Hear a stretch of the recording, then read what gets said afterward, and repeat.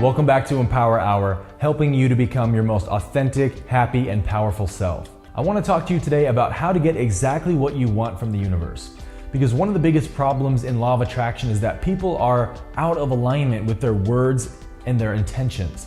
And so while you might be writing the best Instagram captions, having the best conversations with your friends and your mom about your dreams, your goals, your vision, what you're trying to manifest, at the end of the day, if you are focusing or thinking about the lack, about the current circumstances you are experiencing, then that is what you are generating. Because in the law of attraction, perception is creation. The universe is only reading the most initial movement of consciousness, the first movement of consciousness, and that is, of course, your desire, your intention, what you are focusing on, what you are giving your energy to, because you are a creative being. You are source energy. You are an extension of the one source. And so you have unbelievable creative power. And so how is the universe going to decide exactly what to give you? Is it going to listen to your words that are changing all the time, your thoughts which are changing all the time? It doesn't need to, because the most accurate representation of what you are vibrationally emitting is what you are focusing on.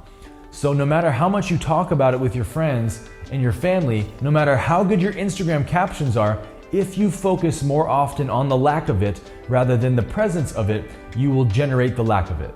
So I want you to think of yourself as a pointer, somebody that is pointing to what you want. And when you point out what you want, the universe always gives it to you.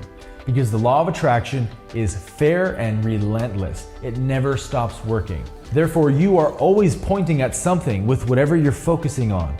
Whatever you're giving the most importance or significance to is what you are pointing at. And so the problem is that we are often talking about what we want while pointing at what we don't want. We're talking about what we want to manifest to our buddies while we're really focusing most of the time on what we don't want, which is the lack of the thing we're trying to manifest. So in the same way that when you drive a car, if you start looking to the right or to the left, the car will start naturally veering in that direction, right? We do the same exact thing vibrationally. So in order to get exactly what we want from the universe, we must make our focus and intention in alignment with our words and our thoughts. The law of attraction always gives you what you are most interested in. But the thing to understand is that the universe does not operate in the terms of time and space. So what that means is that the reality you want to generate is no less valid than the reality you're experiencing right now. And that's what becomes difficult for people, because they can't stop focusing on their current circumstances. Because circumstances reinforce themselves, because they demand your attention, they demand your significance. I am here, I am really happening, pay attention to me.